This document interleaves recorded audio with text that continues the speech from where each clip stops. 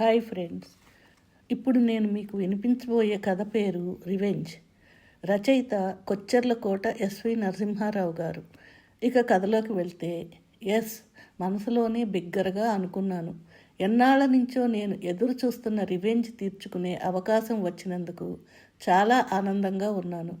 ఈలోగా అయ్యో, అసలు విషయం మర్చిపోయాం ఒక్కసారిగా అరిచింది నా భార్య సుహాసిని. అంత హుషారులో కూడా అతి జాగ్రత్తగా ట్రాఫిక్ చూస్తూ కారు డ్రైవ్ చేస్తున్న నేను ఉలిక్కిపడి బ్రేక్ నొక్కబోయి తమాయించుకొని, ఏమైంది, ఏం మర్చిపోయాం, కొంచెం కంగారుగా అడిగాను. మన శ్రీదేవి ఆ టైంకి ఊరికి వెళ్తానని ఎప్పుడో చెప్పింది. నేనేమో సరే అన్నాను. దిగులుగా చెప్పింది మా ఆవిడ. అంతే కదా, ఏదో అనుకున్నాను. ఇంకో జయప్రదను వెదుగుదాంలే అన్నాను వెటకారంగా. శ్రీదేవి అంటే మా పనమ్మాయి, మీకు అన్నీ వేళాకోళమే, తను కూడా లేకపోతే ఆ పనులు కూడా మీరే చెయ్యాలి భయపెట్టింది. లేచింది నిద్ర లేచింది అంటూ రాగయుక్తంగా పాడాను. నిన్న రాత్రి చూసిన గుండమ్మ కథ హ్యాంగ్ ఓవర్ ఇంకా వదల్లేదు. చాలండి సంబరం అని ఒక నిమిషం ఆగి, మీరు ఇబ్బంది పడి పనులన్నీ చేస్తుంటే నేను ఎలా చూడగలనండి, గోముగా అంది సుహాసిని. నీ ప్రేమకే నేను దాసోహం. అయినా నవ్వుతూ, పెద్దగా చూసే అవసరం ఉండదు, పైగా కరుణానిధి కళ్ళజోడు ఇస్తారులే, అందుకని నా కష్టాలు నీకు సరిగ్గా కనపడవు, కంగారు పడకు వేళాకోళంగా అన్నాను. ఏమో మీ ఇష్టం అంది. ఇంతకు విషయం ఏమిటంటే, వచ్చే వారమే నా భార్యకి కేటరాక్ట్ ఆపరేషన్. ఇప్పుడే డాక్టర్ దగ్గర డేట్ ఫిక్స్ చేసుకొని కారు ఎక్కగానే పని మనిషి ముందుగా అడిగి తీసుకున్న సెలవు గుర్తొచ్చింది ఆవిడకి. ఇంటికొస్తున్నంతసేపు డాక్టర్తో మాట్లాడుతున్నప్పుడు పని మనిషి సెలవు విషయం గుర్తురానందుకు తనని తాను తిట్టుకుంది. మీకేమైనా గుర్తు రాక్కర్లేదా అంటూ నన్ను దబాయించింది. ఇప్పుడే చేస్తాననాలా అంటూ డాక్టర్కి 2 అక్షింతలు వేసింది.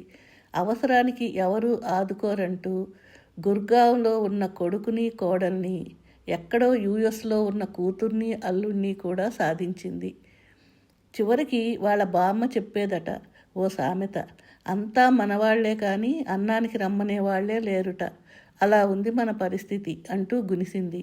అన్నీ వింటున్నాను. కొన్నిసార్లు మౌనమే తారక మంత్రం. ఇది అనుభవం నేర్పిన పాఠం. చివర్న మాత్రం ఒక డైలాగ్తో ముగుస్తుంది. దాని గురించి చూస్తున్నాను. అమ్మయ్య, అది అనేసింది. నేను ఇన్ని విధాలా ఆలోచిస్తుంటే మీరేం మాట్లాడరు. అవును, అన్నీ నువ్వే చెప్పేస్తుంటే నాకు మాట్లాడటానికి పాయింట్స్ ఏవి, లాజికల్గా అడిగాను. చాలండి సంబరం, మీరు గమనించే ఉంటారు, ఇది మా ఆవిడ ఊతపదం. ఇంటికి వచ్చిన వెంటనే మా ఆవిడ ఫోన్లో యుఎస్లో ఉన్న మా అమ్మాయి ప్రత్యక్షమైంది. తను ఎప్పుడు రింగ్ చేసిందో కూడా నేను గమనించలేదు. చీమ చిటుక్కుమంటే వీడియో కాల్ చేయకపోతే తల్లి కూతుళ్లకు తోచదు. ఇక్కడ జరిగిన కొన్ని విషయాలు నాకంటే ముందు వేల మైళ్ళ దూరంలో ఉన్న మా అమ్మాయికి తెలిసిపోయిన సందర్భాలున్నాయి. నేను ప్రస్తుతం క్రికెట్లో 3rd అంపైర్లా తల్లి కూతుళ్ళ వీడియో కాల్ మీద ఒక చెవి వేసి ఉంచాను. డిస్కషన్ అంతా మా ఆవిడ కేటరాక్ట్ ఆపరేషన్ గురించే. ఎవరు సహాయానికి వస్తారు అనేదే చర్చ. సడన్గా మా అమ్మాయి, అదేమిటమ్మా, వాళ్ళ అమ్మకి ఆపరేషన్ అంటే తను వెళ్లకుండా ఉంటుందా, వదిన సెలవు పెట్టుకొని రావచ్చు కదా, రాలేనని ఎలా అంది. అన్నయ్య అయినా చెప్పొచ్చు కదా అంది. ఏం చేస్తాను తల్లి, ఎంతైనా నేను అత్తగారిని కదా, నిట్టూర్చింది మా ఆవిడ. అప్పీల్ చెయ్యకపోయినా కూడా 3rd అంపైర్ కలగదేసుకునే టైం వచ్చేసింది. ఉత్తమ, మా అమ్మాయిని పిలిచాను. నాన్న అంది. మా ఆవిడ ఫోన్ నా వైపు తిప్పింది. వాళ్ళ అమ్మగారికి ఆపరేషన్ అంటే మీ వదిన వెంటనే వెళ్తుందా అడిగాను. ఎందుకు వెళ్ళదు నాన్న. మరి మీ అమ్మకి ఆపరేషన్ అంటే నువ్వెందుకు రావట్లేదు తల్లి అన్నాను. నేను అలా అడుగుతానని అది అనుకోలేదు, కానీ వెంటనే తమాయించుకొని, నేను ఇక్కడ యుఎస్లో ఉన్నాను, దానికోసం రావటం కష్టం కదా డాడీ అంది.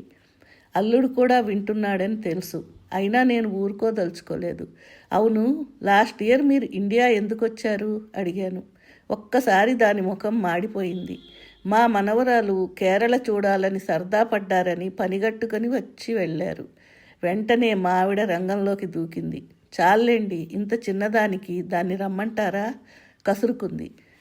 కోడలు పేరు చెప్పేసరికి పెద్దగా కనపడ్డ ఆపరేషను కూతురు అనేప్పటికీ చిన్నదైపోయింది. అదేమిటో. ఏ నువ్వు కేరళ ట్రిప్ అంతా కూడా చెయ్యవా వాళ్ళకి? నవ్వాను. మీ నాన్న అన్నీ అలాగే మాట్లాడతారులేవే, నువ్వేం పట్టించుకోకు. కోర్టులో జడ్జి కొట్టేసినట్టుగా కొట్టేసింది. నాకు కూతురెంతో కోడలు అంతే. మీ వదిన తను రాలేకపోతున్నానని చాలా బాధపడుతూ మాట్లాడింది. అదేమీ తెలుసుకోకుండా నువ్వలా మాట్లాడడం నాకు నచ్చలేదు తల్లి, ఏమనుకోకు అన్నాను మా అమ్మాయితో. దాని ముఖం ముడుచుకుపోయింది. తర్వాత తల్లి మనసు దాన్ని చాలాసేపు ఓదార్చింది. సాయంత్రం మా పనమ్మాయి రాగానే, నువ్వు నా ఆపరేషన్ అయ్యాక వెళ్ళొచ్చు కదా మీ ఊరు అని నిలేసింది మా ఆవిడ. అదేంటమ్మా అలా అంటారు, మీకు 2 నెలల క్రితమే చెప్పాను కదా మా బావగారి కొడుకు పెళ్ళని బిక్కమొహం వేసుకొని అడిగింది. అది కాదు దేవి, అయ్యగారే వంట చెయ్యాలి, ఇంకా ఈ పనులు కూడా చెయ్యాలంటే కష్టం కదా. అవునమ్మా, కానీ ఆ పెళ్ళి మానలేనమ్మా. అమ్మో నాకు మాట వచ్చేస్తుంది. పర్వాలేదు దేవి, నేను చూసుకుంటానులే అన్నాను. వంట మీరే చేస్తారా అయ్యగారు అంది నవ్వుతూ. నేను నవ్వాను తలాడిస్తూ. మీరు చేసే డిష్లు బాగుంటాయి అంది మెల్లిగా. అది డిష్కి రూపాంతరం. అంతే, మా ఆవిడకి పౌరుషం పొడుచుకొచ్చింది. మరి నేను చేసే డిష్లు బాగుండవా? రోజు పప్పు కూర పచ్చళ్ళు పట్టుకెళ్తూనే ఉంటావుగా. కావాలని డిష్ అనే పదం ఒత్తి పలికింది. అంటే అమ్మ, మీరు కారం అవి తక్కువ తింటారు, మసాలాలు వాడరు, మాకు కొంచెం చప్పగా ఉంటాయి. అయ్యగారు అలా కాదు, మసాలాలు వేసి చేస్తారు కదా. సారు చేసిన డిష్లు మా పిల్లలు కూడా ఇష్టంగా తింటారు మురిపంగా చెప్పింది దేవి. చాలే సంబరం, ముందు పని చూసుకో విసుక్కుంది మా ఆవిడ. మా ఆవిడ లేకుండా చూసి అల్లుడికి అమెరికా ఫోన్ చేశాను. బాగున్నారా మామయ్య ఆప్యాయంగా అడిగాడు. ఏదో మర్యాద కోసం అడిగావు, సంతోషం. అవన్నీ పూర్వం రోజులు బాబు, ఇప్పుడేముంది. రోజుకి 2-3 సార్లు లైవ్ టెలికాస్టులు ఉంటున్నాయి. న్యూస్ ఛానల్లో ఎప్పటికప్పుడు బ్రేకింగ్ న్యూస్తో సహా అన్నీ తెలిసిపోతున్నాయి. అయినా అడిగావు కాబట్టి చెప్పాలి కదా. బాగున్నాం నవ్వాను. తను నాతో శృతి కలిపాడు. ఇంతకీ నీ భార్యకి టికెట్ కొంటున్నావా అని అడిగాను. ఏ, నన్నే అడగచ్చు కదా. మా అమ్మాయి గయ్యమంది కనపడకుండా. మా అమ్మాయిని అడగలేదు, నీ భార్యకి టిక్కెట్టు కొన్నావా అని అడిగాను. నా కూతుర్ని ఉడికించటం నాకు సరదా. ఓహో, మిమ్మల్ని అడిగారట మీ మామగారు, ఏం చెబుతారో చెప్పండి అల్లుడితో అంది మా అమ్మాయి.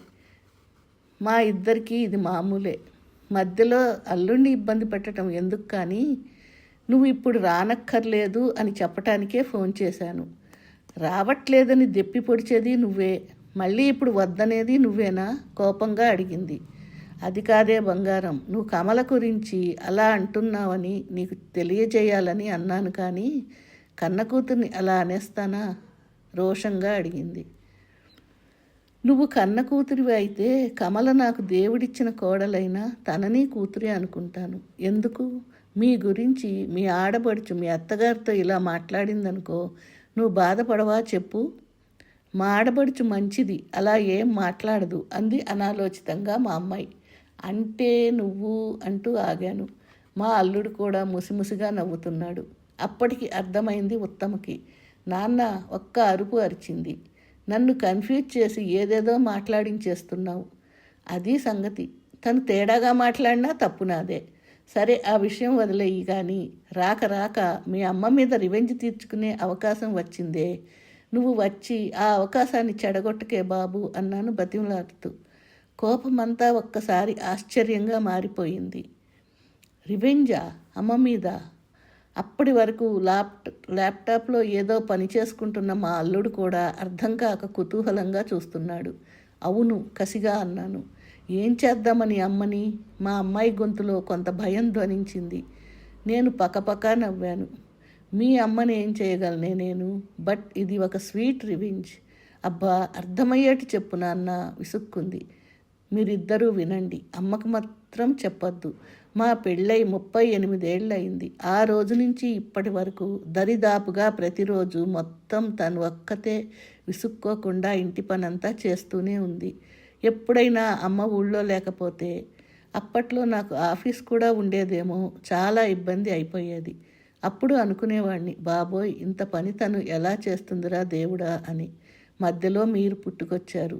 తను పాపం మిమ్మల్ని చూసుకునేది. అలా ఆలోచిస్తుంటే ఒకరోజు ఐడియా వచ్చింది. ఎప్పటికైనా మీ అమ్మని కూర్చోపెట్టి కనీసం ఒక వారం రోజులు అన్ని పనులు నేనే చేసి పెట్టాలని. నా కూతురు ముఖం మీద చిరునవ్వు మెరిసింది. తను ఆడదేగా మరి. మీ అమ్మని ఎన్నోసార్లు అడిగాను, వద్దన్నా వినకుండా. అప్పుడప్పుడు కూరలు అవి మీరే చేస్తారు కదా, ఇంకా నన్ను కూర్చోపెట్టి అన్ని పనులు చెయ్యటం ఏమిటి, వీల్లేదు అంటూ తేలిగ్గా తీసేసేది. హాయిగా ఎంజాయ్ చేస్తున్నప్పుడు మీ అమ్మ మీద ఈ రివెంజ్ తీసుకుందాం అనుకున్నాను, కానీ కుదరలేదు. ఇది చాలా చిన్న ఆపరేషన్, రెస్ట్ మాత్రం ఎక్కువ ఇవ్వాలి. అందుకే నేను దీన్ని వాడుకొని మీ అమ్మకి నా పనితనం చూపిద్దాం అనుకుంటున్నాను.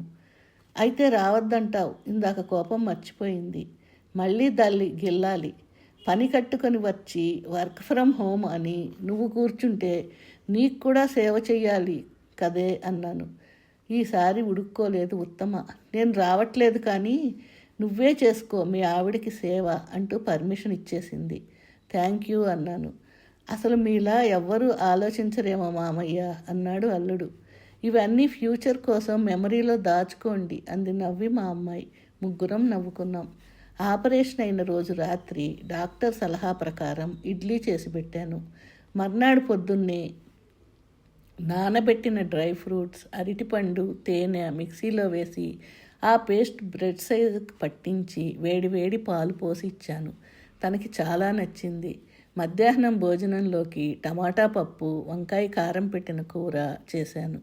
రాత్రి మినపరొట్టె, మాగాయ గడ్డ పెరుగులో కలిపి ఉల్లిపాయ పచ్చిమిర్చి వేయించి పోపు పెట్టి మాగాయ పచ్చడి చేశాను. అబ్బా సింపుల్గా చెయ్యొచ్చు కదా, ప్రేమగా విసుక్కుంది. ఇక నా మెనూ చూసి రేపటి నుంచి ఏమంటుందో. మర్నాడు పొద్దున్నే పెసరట్టుతో పాటు జీడిపప్పు ఉప్మా, కొబ్బరి పచ్చడి, మధ్యాహ్నం భోజనంలోకి బెండకాయ కూర, మామిడికాయ ముక్కల పచ్చడి, మజ్జిగ పులుసు, రాత్రికి కొబ్బరి రొట్టె విత్ అల్లం పచ్చడి, బాదం జీడిపప్పు దట్టించి కూలింగ్ సేమ్యా పరమాన్నం. ఇలా ముందుగా రాసుకున్న మెను తూచా తప్పకుండా మా శ్రీదేవి చెప్పినట్టు రోజు రకరకాల డిస్సులు వడ్డి వండించాను. మనం ఇద్దరమే కదా, ఇన్ని చెయ్యాలా అంటూ విసుక్కునేది మా ఆవిడ. అయినా వదలకుండా నా పాకశాస్త్ర ప్రవీణాన్ని ప్రదర్శించాను. దీనికి తోడు మొదటి 3-4 రోజులైతే తను నిద్రలేవగానే చెయ్యి పట్టుకొని తీసుకెళ్ళి ముఖం కడిగించటం, వేడివేడి కాఫీ అందించటం, టిఫిన్ తినిపించటం, స్నానానికి అన్నీ అందించటం, ముఖ్యంగా దాదాపు రోజుకి 25 సార్లు కంటిలో డ్రాప్స్ వేయటం, అన్నీ టైం పెట్టుకొని మరీ చేశాను. వారం రోజుల తర్వాత మా అమ్మాయి ఫోన్ చేసింది. అప్పటికి మా ఆవిడ నిద్రపోయింది. ఎంతవరకు వచ్చింది నీ రివెంజ్ అంది. ఇంకా సగం కూడా తీరలేదు అన్నాను.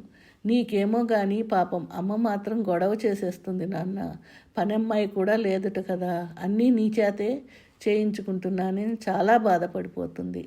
రిటైర్ అయిన వాడిని అంతా తీరికే కదా, ఆ మాత్రం పని చేస్తే అరిగిపోతానా? నాన్న నిజం చెప్పు, నీకు కష్టం అనిపించటం లేదా? చాలా ఆసక్తిగా అడిగింది. మనస్ఫూర్తిగా చెప్పనా? తిరుమల 7 కొండలు ఎక్కడం సులువా? కానీ భక్తితో ఇష్టపడి అన్ని మెట్లు ఎక్కుతారు కాబట్టి ఎవ్వరూ కష్టపడ్డామని చెప్పుకోరు. అలాగే నేను ఇష్టపడి ప్రేమతో చేస్తున్నాను తల్లి, నాకేం కష్టం అనిపించటం లేదు. ఐ లవ్ యూ నాన్న. కళ్ళనీళ్లు తిప్పేసింది ఉత్తమ. సుహాసినికి ఆపరేషన్ అయ్యి నెల అయిపోయింది. మళ్ళీ అన్ని పనులు రొటీన్లో పడిపోయాయి. కానీ తను మళ్ళీ ఈ రేంజ్లో రివెంజ్ తీర్చుకుంటుందని నేను అస్సలు అనుకోలేదు. ఏం చెయ్యను, ఇరుక్కుపోయాను. ఇంతకీ ఏం జరిగిందంటే, నేను పూజ చేసుకొని వచ్చేసరికి మా ఆవిడ నించొని సీరియస్గా ఏదో కిందకి చూస్తోంది. తను అంత ఏకాగ్రతగా ఏం చూస్తుందా అన్న కుతూహలంతో నా చూపు మెల్లిగా తన అరికాళ్ళ వైపు వెళ్ళగానే విషయం అర్థమై ఒక్కసారి ఉలిక్కిపడ్డాను. మై గాడ్, ఈ విపత్తు నేను అస్సలు ఊహించలేదు. అంతా మీ వల్లే, చెప్పండి పర్వాలేదు అంది. 5 అన్నాను మెల్లిగా. అమ్మ బాబోయ్, నెల్లాళ్ళకి 5 కేజీలు పెరిగానా? వద్దు వద్దు అంటుంటే పని పాట చెయ్యనివ్వకుండా ఏం పర్వాలేదు, ఈ ఒక్కటి తిను, ఇది బాగుంటుంది తిను అంటూ తెగ తినిపించారు. పెరక్క ఏమవుతాను? తల కొట్టుకుంటూ వేయింగ్ మిషన్ మీద నుంచి దిగింది. నేను బిక్కమొహం వేసుకొని చూస్తున్నాను. అది కాదు అంటూ ఏదో చెప్పబోయాను. చాలండి సంబరం. ఇక 2-3 నెలలు స్ట్రిక్ట్ డైటింగే. ముందు అర్జెంటుగా మీరు పెంచిన 5 కిలోలు తగ్గాలి. అసలు ఎప్పటినుంచో ఇంకా తగ్గాలని అనుకుంటున్నాను. అది ప్లాన్ చేస్తాను అంటూ ఏం చెయ్యాలనుకుంటుందో వివరిస్తోంది. అయిపోయింది. ఇంతకన్నా మా ఆవిడ తీర్చుకునే ప్రతీకారం వేరే ఏముంటుంది? ఇన్నాళ్లపాటు తనని కూర్చోపెట్టి అన్ని పనులు చేసి పెట్టాను అన్న క్రెడిట్ కొట్టేయాలనుకోవటం మాట దేవుడెరుగు. ఇప్పుడు నేనేదో తప్పు చేశాననే భావన మొదలైంది. పైగా ఇక నేను 2 విధాలా నోరు మూసుకొని కూర్చోవాలి. ఒకటి, తను బరువు పెరగటం వలన నేను చేసిన చాకిరీ గురించి నోరు మెదిపే ధైర్యం చేయలేకపోవటం. 2, రుచులు అలవాటు పడ్డ నోరు డైటింగ్ అంటూ తను వండి పెట్టే పత్యపు తిండి తినటానికి సహకరించకపోవటం. హతవిధి. ఎంత కష్టం. కథ సమాప్తం.